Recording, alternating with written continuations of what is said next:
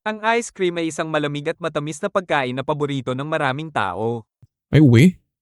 Sino nagtanong? Ano ginagawa mo sa tiyan? Pero legit yung ice cream, yun yung pagkain na pwede sa kahit anong sitwasyon eh. Mainit, ice cream. Malungkot, ice cream. Birthday, ice cream. Nag-aaway yung magulang ko, lalabas ako. Dati ang sarap pakinggan nung team song nung Nestle Cart. Pag maririnig mo yung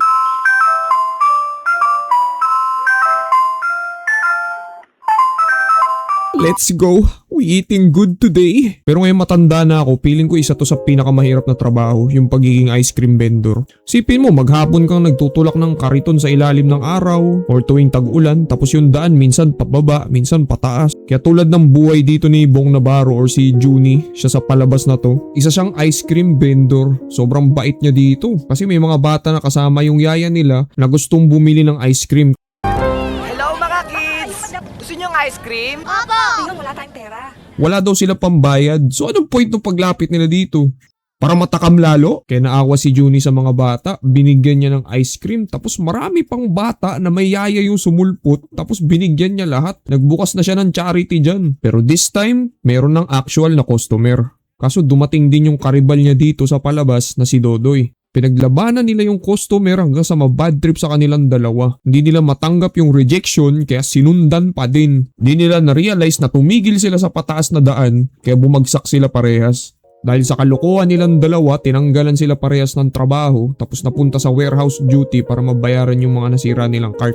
So habang naglilinis si Junie, may naririnig siyang kakaibang tunog. Tunog ng radioactive na gagamba na na-expose sa isang chemical waste. Sinubukan niyang patayin, pinaghahampas yung paligid. Sumisigaw na, lumabas ka dyan! Asan ka na? Pagod na ako. Ano bang nagawa ko sa'yo?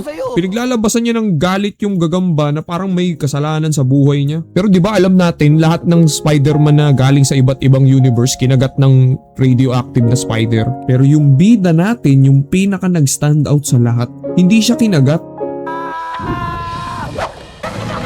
Kinain niya yung gagamba. Pagtapos mahimatay ni Junie, sinumbong siya ni Dodoy na natutulog daw siya kaya binalik yung trabaho ni Dodoy. Pero si Junie, si Santi pa din. Tulad ng ibang Spider-Man, nag-relapse muna siya sa harap ng patay niyang kamag-anak sa sementeryo. Pag uwi niya, sinalubong siya ng Mary Jane niya na si Liana, yung babaeng matagal niya ng crush. Tapos bigla siyang hiningian ng renta. Ibig sabihin, yung crush mo, yun din yung landlady mo, tapos iisa lang kayo ng bahay? Angas. So ngayon nagkaroon si Junie ng chance para masubukan yung powers niya. Parang yung sa ibang Spider-Man, nakakaakyat sila sa mga building. Kaya nung nasampid yung bola ng kapatid ni Liana sa poste ng kuryente, binasikan niya lang. Tapos alam natin mayroon silang mga sapot para mag-swing. Pero kay Junie, ewan ko. Kasi nung nasa kusina siya dun sa bahay nila, dumidikit yung mga gamit sa kamay niya. Tapos nung nabitawan niya yung kaldero, may lumabas na madikit na kulay orange. Kaya dyan ako nagtaka. Parang familiar yan ah. Kasi yung pinakaalam ko lang na ganyan yung kulay na mahirap tanggalin ay yung ginamit ko dun sa tsinelas ko nung nakaraang linggo. Pero naging creative siya dito. Para magpahinga, gumawa siya ng duyan. Diyan pala galing yung scene dun sa homecoming. Ngayon nung paggising niya, nakarinig siya ng babae na nasa panganib. Pero parang di accurate yung spider sense niya dito kasi ang dami niya munang nabulabog na kapitbahay. Pero nung nakadating siya, nakita niya yung babae na hinuhold up. Nilapitan ng kalaban, sinalag, pinatid. Nasense yung kutsilyo, binigyan ng trim, ginantihan. Natakot yung mga hold upper kaya nag-charge siya ng sarili niyang kame. Nabitin. Nagpasalamat yung biktima, pinaalam sa kanya na mag-ingat siya since alam na nung mga masasamang loob yung mukha niya. Kaya dahil doon nagsimula magka-anxiety si Junie. Niisip niya baka puntiryahin yung mga kasama niya sa bahay kaya agad siyang umuwi. Para lang makita yung mga bata na nagro-roleplay lang pala ng paborito nilang superhero na si Gagamboy. Na-curious siya doon sa comics kaya binasa niya yung origin. Nakikita niyang nilalabanan ni Gagamboy yung mga masasamang tao. Tapos sa dulo, nakuha niya yung babae. The end. Kaya dahil doon na-inspire siya. Siyempre, sino yung may ayaw ng mwa-mwa? Kaya doon na siya nag-decide na maging superhero. Pero siyempre, kailangan niya ng costume. Kaya tumawag siya kay Gluring, yung mananahi sa kanila. Nakamukha nung presidente natin dati. Actually, cool yung karakter na to kasi full body suit ni Gagamboy sa halagang 200. Kaya nung nakuha na ni Junie yung costume, sobrang saya niya. Talagang pakiramdam na superhero siya. Tapos ang unang ginawa niya, mamboso. Pero sakto may dumating na unang bilin sa lugar nila, isang aswang na nagdanakaw ng yero. Ito na yung chance ni Junie para mapatunayan yung sarili niya. Nung lumipad yung aswang palayo, nahabol siya ni Gagamboy tapos tinapos niya na kaagad yung karir ng aswang. Gumawa siya ng gunting, pinaggugupit niya yung pakpak ng aswang. Ayun, butas na yung pakpak. Wala na siyang dignidad, naglakad na lang pauwi. Andito na si Gagamboy, ang iyong tagapagligtas. Not knowing na nakaagrabyado pala siya kanina kasi ginawa niyang shortcut yung mga bahay para mahabol yung aswang. Since friendly neighborhood siya, inayos niya. Masaya na din siyang nag-a-update sa mga magulang niya sa sementeryo na magugustuhan na daw siya ni Liana ngayon dahil sa bago niyang buhay. Pero dito pinakita na di lang pala gagamba yung na-expose doon sa chemical waste. May kasama pa pala siyang ipis. At sa part na to may sasabihin lang ako kasi ayoko talaga sa ipis. Hindi dahil sa takot ako, tumahimik ka dyan. Kasi tingnan mo naman yan. Di ba yan mukha ng isang demonyo? Ayoko talaga yung presensya ng mga yan kasi bakit kailangan mo pang pumunta sa banyo habang naliligo ako? May sarili akong mundo. May sarili ka naman. Tapos kapag aalis ka, dapat nakatingin ako. Ayoko yung mawawala ka bigla. Alam ko sinabi ko hindi ako takot sa ipis. Hindi naman talaga. Pero wag ka lang lilipad. So ngayon si Dodoy natutulog lang sa trabaho kaya natanggal siya.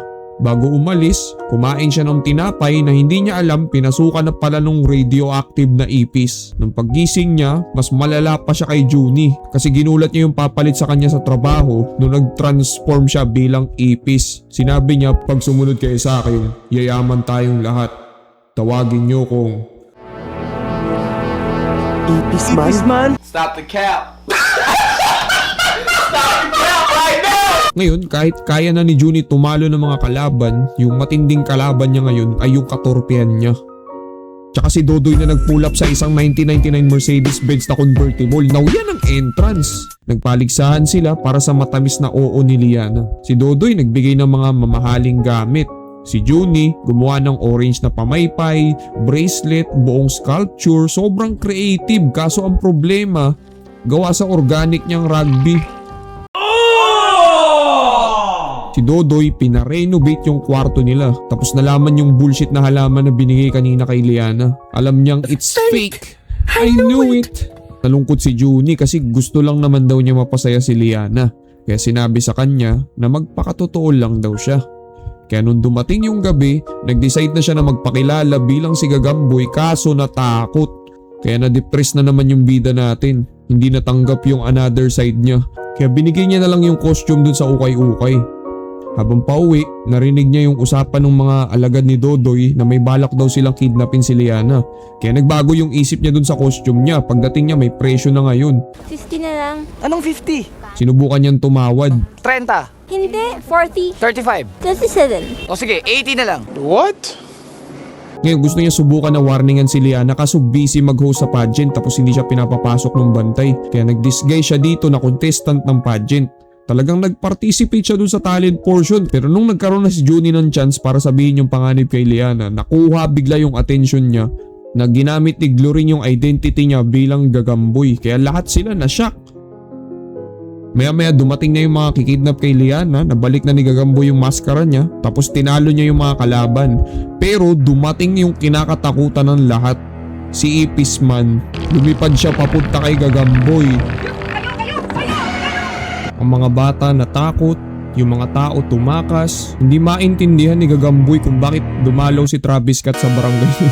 Sinuot na ni Gagamboy yung costume niya para kalabanin si Ipis man. Sinalag lang lahat ng atake niya tapos hinagis lang siya sa stage. Binagsak lang siya sa sahig and sa final blow, hinagis siya sa poste ng kuryente.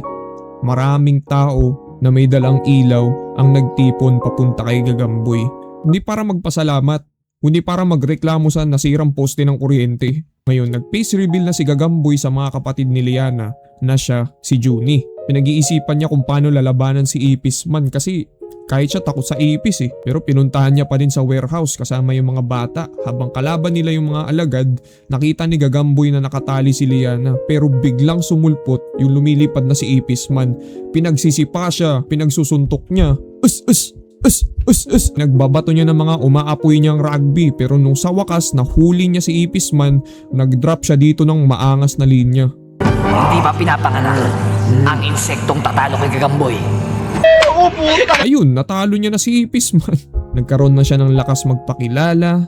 nakuha niya na yung fine shit at napakilala niya na sa kanyang mga magulang. Yung movie na to sobrang special nito sa akin since kahit may mga past issues si Bong Navarro, nag-enjoy talaga ako sa mga movie niya dati, lalo na yung The Anothers tsaka yung Supapapalicious. Baka i-recap ko din to, angas ito eh. At ito din yung pinakaunang recap na ginawa ko sa channel na to, tapos binalik ko lang kasi ang bobo ko pa mag-edit dati. At nagtanong pa siya sa kanila kung anong pwedeng itawag sa kanya. Stop the cap.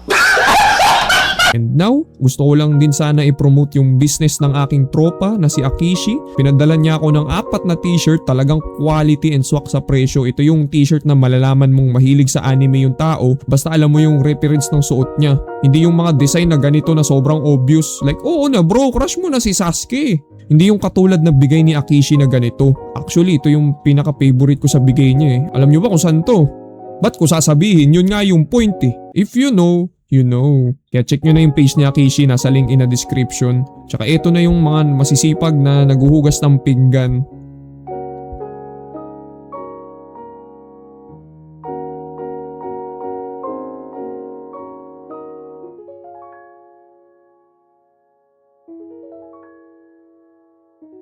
Ulit, maghuhugas ulit tayo. So nga palang, gwapo. Milkshake, sana mag-post ka na ng panibago. Papanood din kita sa TV namin. Favorite kitang Rika, Irika.